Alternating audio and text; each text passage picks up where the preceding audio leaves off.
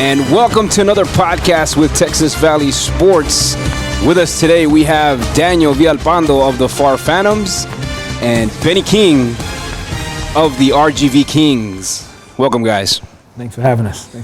Appreciate it. Appreciate being here. Yeah, so this is actually the first time that we do a video podcast for Texas Valley Sports. So Congratulations, guys. You guys are the very first episode. Making history. Appreciate it. Yes. Yeah. Danny, you've done some things first time with TVS in the past. I think it's with the news. Remember that? Yeah, definitely. Yeah. So TVS Red Zone. Yeah, you've been with us for a while, man. Benny, I saw you back in season 1, 2 in the sidelines with the Phantoms, actually, believe it or not, when Steve Jandro was the coach. Yeah, Steve Jandro, we had a relationship previously, having coached for me with the RGV Soul. Yeah. And he had the team then at that point in time, and just came out, just kind of look at the game and everything. So, yeah. Nice. Very cool, very cool. And we're glad that you stayed on board and started helping out Fufu. Sure. And this is the year where you're going to actually bring a team where you're the head of the team. And, it's going to be all you this season. Yeah. All me this time around. Obviously kind of been around and wanted to get an opportunity this year to kind of field a team. And, we're excited. Nice. Very good. So, Danny, is it surreal, like, feeling that you've been a part of something now for the PHARR Phantoms have been around for what, 4, 5, 6 years already? About 5 years, yeah. Yeah. So, I mean, how does that feel, man? I know that people jump from team to teams throughout their semi-pro career, but you've been with the Phantoms for that long. What's kept you there? Oh, honestly, it's just something that we've built. My brother did a good job taking over the team, and once he did, we kind of instilled a family type, environment. I mean, everybody in the outside world kind of has an idea of who we are until they actually show up. And it really shows just how much we've kept the core together for so long. Yeah. And obviously everyone that eventually jumps on board, they see what it's about, and that's really what it is. It's just a family. Yeah, and I want to touch on that because, when people think PHARR Phantoms, right, they think, it's that 5-year organization, right? But even though it's the same organization, it's been through a change, right? It changed in season 2, I think. Definitely. Yep. Yeah, definitely. So that's where your brother actually took over the team, and his task that year was to not only just continue coaching the guys that were currently there, but to build upon that. And of course, he did a phenomenal job with that. You guys are now 2 championships into, 2 out of what? 2 out of 5? Yeah, 2 out of 4? 2 out of 4. So not bad at all, especially because there was a lot of turmoil when he came in. Yeah, it was a roller coaster. Not a lot of people were kind of aware of how it went down. Obviously, just the departure of Coach Steve was one thing, but it's understood. He had to do his own thing, and we were well aware of that. And the team was almost pretty much going to fold. Yeah. And once everybody started kind of going their own way, my brother just decided to take over, and we all spoke together as a team, and the team captains got together, and it really showed the maturity of the guys that we had. Sam Del Castillo, my older brother taking over. Just a lot of the core guys that Felix Carrillo. They really allowed us to just continue to grow with it. Yeah. And I mean, now we're 4 or 5 years down the road, and we're still going on. So it's always good to have that. That's why it's always important to have good leadership. I think it was the right person for the job, and obviously it showed. Yeah, you definitely called that early, and it ended up helping and working out for the best. Yeah. Awesome. Benny, tell us about what made you want to help out Fufu in season 2. Yeah. Well, my regular job, obviously I love football the way that I do. I work in project management, and at the time I was traveling around the country, didn't have an opportunity to do any football, and Fufu had actually, in 2015, his semi-pro team played my arena team, the RGV Soul, in an exhibition game. And, we had kind of loosely kept in contact with each other, and I kind of reached out to him and said, hey, man, I missed the game, like to be around it. And he told me he had a team in TVS, and, it just kind of showed up one day at practice and, met the guys there, and it kind of went from there. But, I had no intention at that point in time of doing any coaching, just kind of just want to, like, loosely be around it. Yeah. And, it turned into a pretty successful season that year. Well, it definitely helped out, I tell you, because I think when we look at the Fufu's team the first first year, right? I think they went 500. So it was half games won, half games lost. For those of you that don't know, Felix. But that's me joking. But yeah, I mean, you turned this. What, you guys went 10-0 that year, undefeated. Yeah, undefeated. Yep. You know, it's a special thing anytime that you get a team that can go undefeated. I don't care what level it is. You know, it involves a lot of buy-in from everybody on the roster. The team was littered with, you know, guys who had never really played the game on a high level per se, right? Right. But you know, I enjoyed the opportunity to come in and work with those guys and just kind of see how it meshed. And you know, we had a pretty successful season that year. Yeah, and what a memorable year, to be honest with you, because absolutely. It even ended with an amazing championship game. Yeah, that was probably one of the most amazing, if not the most amazing, championship game that we had. Yeah, absolutely. So, great game, championship game. Absolutely. So before I go into other topics, guys, you know, about your organizations, this year, what do you guys feel about the competition out there besides yourselves? You know, what do you feel about the Arsenals coming in, the Harlingen Dragons coming in, you know, and the McAllen Mavericks, of course, which I feel is one of those teams that's purposely trying to be quiet right now, and you know, because they know the limelight right now is on you guys, and they're taking advantage of that. I particularly got word from Ray saying, hey, I don't want to be involved in anything social media right now. We're just going to keep quiet. And I think that's kind of smart of him. Yeah. But what do you guys feel about those teams right now? Well, you know, like I tell our guys every practice, you know, nobody is going to come out there and just lay down and say, since you guys are the RGV Kings, we're just going to let you beat us. That's not going to happen. That's number one. Number two, you know, I'm sitting across, you got the champs right here, you know. They're champs for a reason, you know. They've got experience, they know the game, and you know, you have to give them their proper respect when it comes to that. So you know, just overall competition-wise, what we hope, and you know, I'm sure I can speak for Coach when I say this, is we hope everybody brings their game, you know, because obviously our programs will, but at the same time, I'm not sleeping on anybody. You know, our first opponent is obviously Harlingen, and you know, as we've told our guys, practice in and practice out.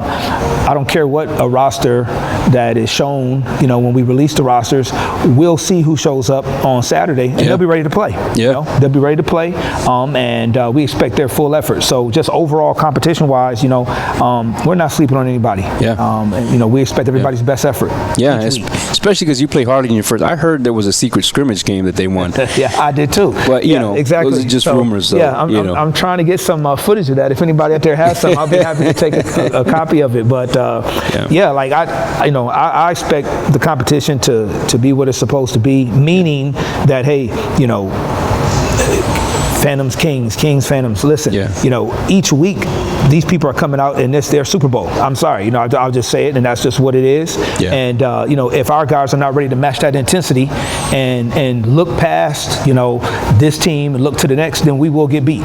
You know, and that's something that I will not be happy with. Absolutely. What's your take, Danny, on the teams in the league here too? I mean, the biggest part is there's a lot of veterans and there's a lot of leadership as far as in the coach's role, right? With McAllen and Coach Ray and his team that he's built. There's a lot of, you know, veterans that are staying nice and quiet over there. They're going to have a really improved team because they're still meshing well. They're going to continue to be together. You know, they've been together in years past. And it's like Coach said, I mean, they're going to go out there and make sure they compete. You know, Harlingen's bringing a lot of signees lately, and they're doing a good job of starting to recruit late in the season, which is key. Fidel with Edinburgh is always tricky because, you know, Fidel fancies himself an offensive mastermind, and he's proven to be tricky and scary, and that's a big thing. So I mean, a lot of it is we know that there's teams out there. Alamo, right? Alamo is always going to be they're pretty much going to be reflective of Trey, and Trey doesn't back down from everybody. No, he doesn't. So you know, that's a positive thing, and obviously we have Coach King and his squad, and I mean, we know everything, you know, all the talk and everything, and like Coach King said, of course everyone's speaking about crossroads and eventually we're going to see each other, but you know, we can't take anyone lightly as far as that, and it shows, right? Our last two games as Phantoms are out there as film, and we didn't play our best. So we are beatable, and the guys know that if we don't execute and we don't fix our things, then it's going to happen again, and we don't want that to happen. Yeah, guys. You know, and the funny thing is, I know a lot of guys on both of your squads, and it's awesome how obviously there's that the tension and the animosity, right, to play football, and everybody's going to go to war on that field. But outside the field, a lot of these guys are friends. Sure. So that's the cool thing about that, and that's what I want everybody to know is that, you know what, you're going to hear a lot, you know, of, you know, it's going to be built up, right? And these teams, they say what they say, but at the end of the day, they're friends too, and that's the fun of this thing is that. Well, you want to compete, you know, and the one thing I know from a coaching perspective and preparation perspective, it's hard going into a season with no film. You know, it's very hard in practice to kind of say, okay, well, we expect this. So, you know, Harlingen didn't play last year, so there's no film to prepare on then. Right. You know, unless somebody wants to give me a copy of that scrimmage. But, you know, it's just, so, you know, we're going in there kind of thinking, you know, and saying to ourselves, well, this is what we want to do. And, you know, during the course of the game, we'll make some adjustments. You know, but yeah, I mean, you want to compete. And I will say, I do believe this year, with what we have as a league, I think you'll have competitive games. I think you'll have people going out there playing hard. Yeah. Because, you know, no one wants to get blown out. No one wants to get embarrassed. We live in a social media age where everything is captured. And so, you know, that makes it pretty cool. But, I definitely think we'll be competitive as a league this year. Absolutely. Absolutely. Because, like, you guys nailed it. You got McAllen out there being a sleeper right now. You got Harlingen. No one has film on them. Correct. You know, and then you have Fidel, tricky guy. You know, you don't know which way he's going to sweep. He's going to sweep, but you don't know which way he's going to go. Definitely. But yeah, absolutely. You know, and you got Alamo, like Coach. I mean, you know, Alamo's a hard-nosed team. You know. Yes. You know, they're not going to trick you. You know what you get with them. They're going to compete hard. I think we saw that last year in the championship game. You know, if I remember correctly, I think they upset Edinburgh to go to the championship game. Yes. You know, absolutely. And so, you know, that is a perfect example of, you know, hey, you can't sleep on anybody. And I think, you know, just overall, what football has shown us over these past few weeks on the NFL or even college football level is, you know, there's no paper champions. You got to go out there and play in between the lines. Correct. And though we may think X team may beat, you know, this team here, you got to play the game. And so, you know, that's kind of what we've been pushing with our guys. And there's a lot of, you know, it's not how you start, it's how you finish situations too. I mean, Trey Johnson's a perfect example of that last season. No, a big part of it also is, you know, we know that they're going to come out and compete against the KINGZ as hard as they can. They're going to come out and compete against us as hard as they can, and that's kind of what it is. You know, you don't want to go out there. You want to go out there and prove something, and the best way to do it is to prove it against the teams that everyone's talking about. That's exactly why you got to show up every single day. Yeah, and that's why you guys always have to come with the A game, right? Because everybody's coming with their A game to you guys. Oh, without a doubt. Everyone's Super Bowl. Absolutely. Without a doubt, you know, and I mean, that's the pressure. You know, everybody talks about great teams, but, and again, we preach that in practice, like, we want guys that can handle the pressure of playing with what we have going on. You know, they're a championship team. You know, they play with pressure each week because guess what? You know, they're the show, right? So, and it's the same thing. You know, on our end, you know, we're expected to be competitive and good. So we have to play to that level. And that comes with preparation. Guys come into practice, and you know, that's something we've really been drilling. Is just that commitment. You know, you can't be great out there on Saturday just by showing up. You got to put the work in prior to that, and if you don't do it, you know, good luck. You know, they're gonna put 80 points on you real quick. You know, real quick. So absolutely, that's how it goes. So guys, every year there is so there's a couple more topics I want to touch on, and you know, every year there's someone who surprises us, right? There's always there's somebody. Michael Allen was in the first year, you know, came out of nowhere, did great. You know, we saw Alex Science in year 2, Arath as well. He's not playing with the league anymore, but he was one of the particular guys in season 2. We had Matthew Harris in season 3. You know, so we had Walden in season 4 and Giles, Michael Giles.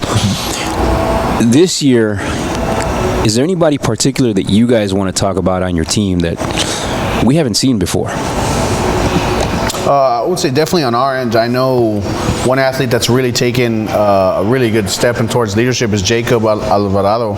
He's one of our defensive linemen. He is he's a nice, soft-spoken, gentleman. He's a great guy. But the thing is when he gets out there, he really enjoys it. He's taken a huge step forward. He's kind of been a big cornerstone of what our defense is and what our defensive line is, and he's always kind of thrived in succeeding. He came from PHA Southwest, so he's local from here and in the Valley, and he did a really good job of rising up. And offensively, I mean, we have a couple guys that we've been missing since year 3, and now they're finally back, right? And we call them our Team Mexico, and we're excited with different athletes that we have, and it's just a big thing is the young guys, right? We want to see what the young guys are doing. Jacob, we do like to spotlight him because of how well he's deserved all the talk. He's putting in work. He's always at practice. He's always showing up, and his attitude and his just him laughing and cracking jokes is huge to our team. Is he resilient as Mike Garza? Yeah, man. I mean, I'll tell you what, the battles between him and Mike are something else, man. I mean, obviously in the trenches is where the games are going to be won, right? I mean, that's kind of the idea that we always kind of instill, and battles that we have, everyone knows who Chester is. I think this year everyone's going to have an idea of how great Jacob is, and we're excited to see how much, the leap that he's going to take forward. Awesome. That's really cool, man. Yeah. So what about you, Benny? Well, we've got two guys. One name is Ruben Salinas, wide receiver, and a defensive back named Bobby Cantu. Kids, and I say that, but can play the game. Ruben is a local kid here. Went to Nicky Rowe, finished his high school career in Michigan. And actually had an opportunity and an offer from Saginaw Valley. Nice. He's back now here in the Valley. And Bobby Cantu played at Sul Ross University as a defensive back, started as a freshman. And that's something I know with our team, what I want to do is just use this as an opportunity for these guys to gain some film.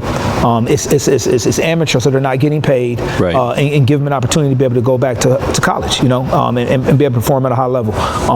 Ruben is 6'4", about 215, big target, can run the full route tree, nice. and can play. He can play. So I'm excited about him. Everybody in the world knows I'm an offensive guy. So, when I get a guy like that, I'm excited because I start thinking of different things that I can do with him, Bobby Cantu went to Palmview High School. Coach Russell actually coached him there. Bobby is a tough, minded football player. The one thing that you look at when you look at the young guys in this generation is, do they love football? And I think both of those guys love football. And, it's reflected in regards to the way that they practice. So, we're excited about that. But again, it all has to translate to the field, and we'll see, what they give us come Saturday. Very good. Guys, you both share a similar situation, when it comes to losing loved ones there on the team. I want you guys to tell us a little bit about that, because I know the league doesn't know these little things, or if they have, they don't know much about it, right? They just heard little rumors. But tell us about some of the losses that you guys have experienced there that have affected the team.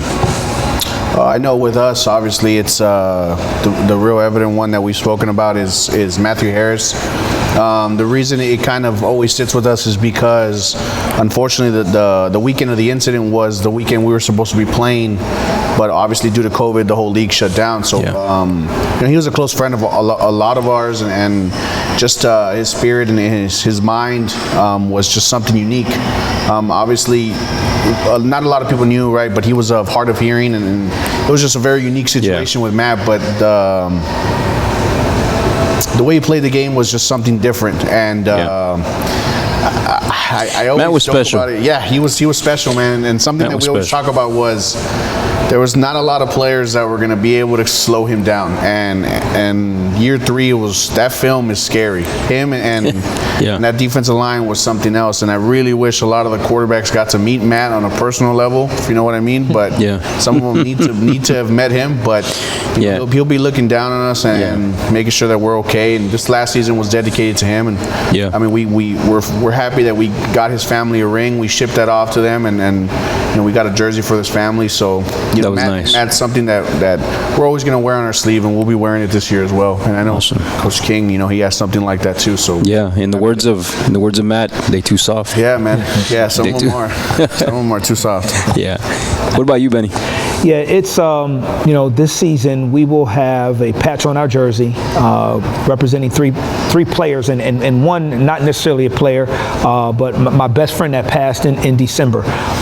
This past off season, I lost 2 players though, in Jamal Marshall and Princeton Jackson, and both players had previously played for me in the arena leagues that I've coached in, and really had played for me previously last season with the team in Austin. And just through my time coaching throughout the years, I have always tried to develop relationships with my guys, because life is so much more than football itself. And those are just some major losses that we took over this past off season. And my best friend, 30-year friendship there. And but he loved football because I loved it. He actually had worked for me out with one of my teams in California. So it's just unfortunately that's a part of life. But we want to celebrate them and go out there this season and try to do our best.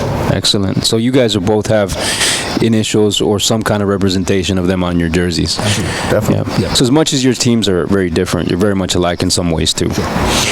All right, guys. So with all that being said, let's talk about the big elephant in the room. Do you guys look forward to playing each other? Of course. Yeah, absolutely. Of course. Yeah, I mean, like we can, we this is cool and everything, but I mean, yes, absolutely. That's the. Like, we just got to call it for what it is. I mean, that's the show, right? That's what everybody wants to see. Yeah. I think it's March 6th, and I'm saying I think, and I fully know it's March 6th. Yeah. But that's the game, Nice. And all respect, it has to be given, to a team that hasn't lost in 3 years. 2 years. 2 years. 2 years. 2 years. Yeah. So, again, not looking, past the schedule and the opponents that we play, from a King perspective, we have to handle our business starting next week. But, it's going to be a fun game when we play those guys. There's some guys on that side that I've had an opportunity to coach. They know the game. Yeah. It's going to be fun. It's definitely going to be fun. So, I think Edinburgh will be on fire that night. Yeah, I'm pretty sure. Yeah, absolutely. And I know when we were doing the scheduling, right, we almost started off. Yeah. And that's because we did a random generator, Yes. everything like that. And Coach and I looked at each other and we were like, I think we literally just kicked off the season. Yes. For those out there, we thought we just looked at it incorrectly, but we had thought that the home opener was randomly selected to be you guys. Yeah. Absolutely. As soon as we did the schedule generator, right, Coach and I looked at each other and we misread, but like Coach said, I mean, there's a lot of guys over there that we're familiar with. They're familiar with a lot of our guys. We know Coach King is he loves his offense, right? I was fortunate enough to be coached by Coach King as well, and I know I've heard him in the huddle and how passionate he is about it. The thing is, though, we do know he knows his defense as well, and we're very familiar with it, and as far as his coaching style, but it's different when you're playing, and we know that when those roads meet, right, and it's going to be a good one, man. It's going to be fun. At the end of the day, it's just going to be a battle, and everybody's going to be there to watch it. Yeah. Absolutely. It's going to be exciting. Absolutely. And one thing I want to make clear for everybody out there, a lot of people out there, they want to see this game because there's history, right? There was a championship game that was played by, you being there, on one team, and then the familiar faces of the Phantoms also being there on the other team. But I want to make clear, this is a whole new team for both sides, right? So the team that you think that the Phantoms had in season 2, that is no longer that same team. They have some of the same faces, but it's not the same team. Same thing over here. The Pitbulls were one thing. KINGZ are something else. Correct. So that's another thing I want everybody to look forward to is that, there's some familiar faces and there's some, there's some level of a rematch there, but at the same time, it's a whole new organization versus a different organization as well. Absolutely. I mean, like if you are expecting, from a fan perspective to see the Pitbulls and the Phantoms, 2022, you're mistaken. First and foremost, they are a completely different ball club than what they were back then. Their personnel is completely different. The Pitbulls were who they were. Championship team, first undefeated team, I believe. And that's in its proper place. But we are not that team. We are different. Our personnel is different. And so it will be an interesting matchup. And again, I know that's the game that everybody wants to see. Yeah. You know, as Dan just said, you know, we were sitting there when we were doing the schedule, and we literally thought, you know, that was going to be the first matchup. Like, man, no film, no nothing. You know, let's just straight up, let's open it up. So, you know, and I mean, like, that would have had its proper place too as well. You know. Yeah. But that's what makes this a little bit more intriguing, is that when we do play each other, you know, we both would have had games. You know, we both would have scouted. I mean, I know they'll be at our games. I'll be at theirs. You know, like, that's no secret. Yeah. And you know, I think it'll be a great. I know it'll be a great ball game that night. Yeah. Just based off the fact that we both would have been able to prepare. You know. Absolutely. No excuses on either side. Yeah, and that's kind of what makes it more intriguing. Like Coach said, we kind of play each other in the middle of the season, so we'll have our film to develop, right, and we'll have our film to pretty much dissect and those things. And a major part of that is yes, there is, right, that animosity, that rivalry, or whatever it was from 2018. But again, we're looking at 4 years ago. Like, we're looking at 8 years away in football. People have matured, people have grown, and things like that. And like, much credit to their team, right? I mean, they were an older group that just were gritty. They were always going to get in your face, and I mean, they had that reputation, and it was what it was.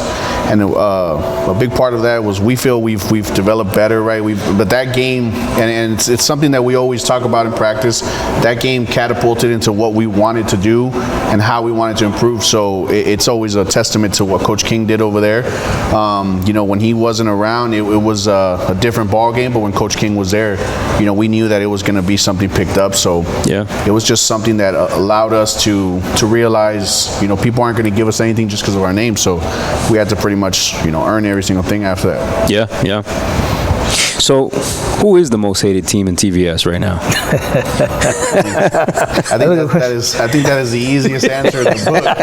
You know, I think that is the easy answer in the book. There's that's a huge part of what comes, I guess, with our team. Unfortunately, you know, a lot of the people outside of the football world don't really know who we are, and that's fine. You know, it is what it is. Unfortunately, it started off with year one, and a lot of us that are players kind of had to deal with that. And I tell this story all the time to some of my teammates. I remember waking up for work one day, and I saw a post, and it tagged pretty much everybody in the league saying that we're going to blow them out and everything. Again, this is year one. I'm just a player at this time, and to put the target on someone's back right away, immediately, is one thing, right? But to call everybody out and tell them that they're nothing and they're lower, and things like that, I mean, it's pretty much going to set up a railroad of you know, hate coming your way. And guess what? I mean, that's what happens. I mean, obviously, you know about year one. Year one was wild, right? Like, year one was insane. And it's the wild, wild west, baby. Yeah, our the head of the team at that time didn't exactly help us become liked, but it was fun. It's something fun when we see a lot of people on the sideline watching us and waiting for us to fail, and it's pressure's good, but pressure also creates diamonds, and it's fun. Yeah, motivation. You know what I mean? Like, you know, you know, when you're on top, that's what comes with it, right? And it's true. You know, everybody wants a piece, you know, and they'll make up their own narratives to fit that. But, you know, again, you know, hats off to them, because they've battled through that, right? You know, I mean, in the past 2 years have been reflective of that. So, you know, the most hated team, sure, you know, but at the same time, with that hate comes admiration. You know, it's both in one. Absolutely, it's both because in one. you want to be in that spot. You know, everybody wants to be the top dog. I don't care what you say, you know, and if you come out here this year and that's not what the intent of you wanting to do, then you're in the wrong sport. You're in the wrong team, you know? So, they may be the most hated, but at the same time, I mean, the record shows what they've done. No, and I've always thought, and guys, correct me if I'm wrong here, but I've always thought in any sport, it's one thing to win a championship. It's already a mountain to climb to do that. To maintain it, I think becomes even harder, because the pressure's harder. I mean, not only that, I always refer back to boxing. I'm a boxing kind of guy. So I think the biggest threat sometimes to the champ is the up-and-coming new guy. Because they've been watching you for years. They've been analyzing you. They've been watching film. They've been all this. It's an up-and-coming guy. Maybe you got maybe 1 or 2 film to watch on him.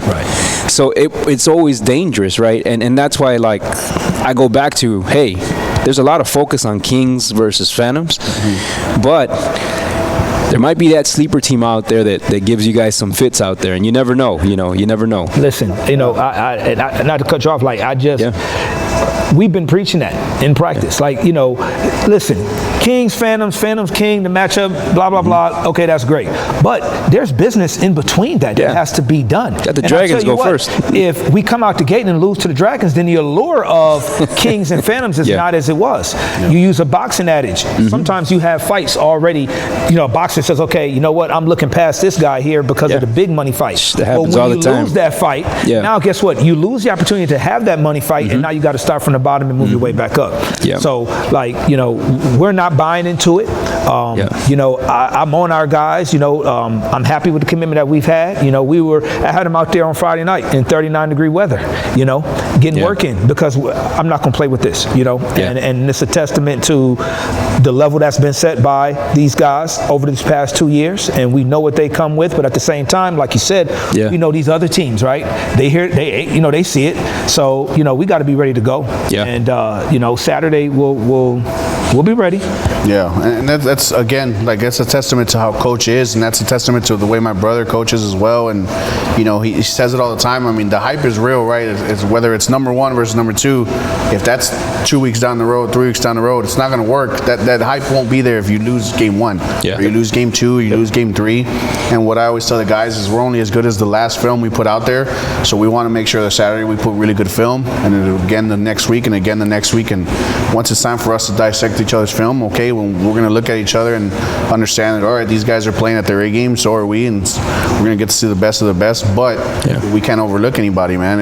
And the thing is it's at the end of the day, like Coach said, there's no paper champs. Like, you got to show up, and you got to play. And well, everyone's 0-0 come this. Everyone's 0-0 starting off the season, and I mean, everybody asked for the roster limit and different things of that aspect, and so be it. And I mean, now everyone's going to get that opportunity, and we know we're equal to it. So let's make sure everybody else capitalizes on it. Well, and that's a good point that you bring up in regards to the roster limit. Now, it comes down to your guys that are, first off, hopefully showing up to practice. That's number 1, and then number 2, then performing on Saturday or Sunday, because that's a big thing too. You can't hate a program that's been successful if your program is not doing their job. Like that's something that we need to really kind of get out in the air here. Is that it's easy to take shots at the guys on top, but they're showing up to practice. They're committing to the program. And the teams that don't have that commitment, you see the scoreboard. Well, you always see, and I think everybody can attest to this, you always see the teams that are probably in last place, usually the ones that are complaining the most about something. Well, and then you got to look yourself in the mirror and be accountable to that. If you're complaining at that point, you go back and you say, okay, if I had practice on Tuesday, how many guys did I have there? If you have 5 guys come there, I tell you right now, and this is not locker board material, but if you have 5 guys show up the week that you play me, I'm gonna run you up out of Edinburgh real fast. Absolutely. And that's just what it is. And that's due to just the preparation part of it. Same thing with their ball club. If we had a week where guys don't want to come to practice, it doesn't matter about BENNIE. I know what's going to happen because we haven't prepared. Games are won at practice. Absolutely. Games are won at practice. Yes. Absolutely. So, guys, with all that being said, is there anything else that you guys want to touch on before week 1? No, as far as touching base on it, I mean, no, we're excited, right? I mean, it's a big change, it's a big transition year for TVS and of that nature, and I mean, it's something to look forward to, right? I mean, we're excited that Coach King and his team are in the league now, and it's something that allows our guys to get hungry, and it's something to look forward to. I mean, every year we've kind of had a different mantra as far as what we wanted things, and it's kind of a good eye to put our eyes and put our mindset towards what we want to achieve, and now it's achieved something big. I mean, Coach King has had a lot of success in different years in different organizations, so now it's fortunate that we get to go head to head with our team and against theirs. I think it's only going to matter if we win the championship. And I think in the eyes of many out there right now, they feel that this year is going to be y'all's biggest challenge. It's what the perspective is out there, is that you're going to have the biggest challenge this year. So I just want to make that clear. If you end up winning the championship, that's going to be a lot of respect, whether people hate you or love you, there's a lot of respect that's going to have to come your way. Yeah, absolutely. And I mean, make no mistake, I mean, the championships that we won, nobody's going to take away their championship. Like Coach said, I mean, they're the first team that went undefeated. Nobody ever is going to take it away. Nothing, and we've seen it before, right? Obviously, social media plays a big part in that. Yeah. Nothing that we can say, regardless of we were 3 yards away from tying up, or from, tying up that game or whatever it was, doesn't matter. They won, right? Yeah. Doesn't matter what we say. Doesn't matter how many points we came back. Doesn't matter what the situation was. We didn't win it. Yeah. So, the championship rings, make no mistake, they've earned those in their place and what it is. But if you stay in the past, I mean, you're going to get left behind. Yeah. That's something that we don't want to do. And it's the same thing with your organization too. It's like, hey, if you guys end up winning this year, there's a lot of respect going to come that way too. Well, I mean, Coach Russell and myself, we're excited. Personally and selfishly, I'm excited to get back out there. The last time I coached a game in TVS, it was an issue, in the sense of, running into the referee and being unfortunately ejected. But, that's again, as Coach said, that's in the past. I love the game. I'm super excited. We've been working at it, for a while with this, and now it's time to see, where we're at with it. Yeah. When you coach, when you prepare, you have these ideas, right? And then they come to actualization when you get on the field. And so, again, not sleeping and taking anybody lightly. We want to see just where we're at on Saturday, and I can't wait. I got work this week, but I'm hoping that tomorrow is Monday and we get to Friday fast. So I'm excited. I truly am excited, and looking forward to everybody coming out and seeing not just our teams but all the teams, and supporting them. So that's awesome. I can't wait for this weekend, guys. So, Absolutely. But hey, guys, thank you for stopping by. I appreciate having you guys. Everybody's excited out there, and we look forward to having more of these podcasts going forward in the future. You guys have a wonderful night, and thank you guys again. Thanks for having me.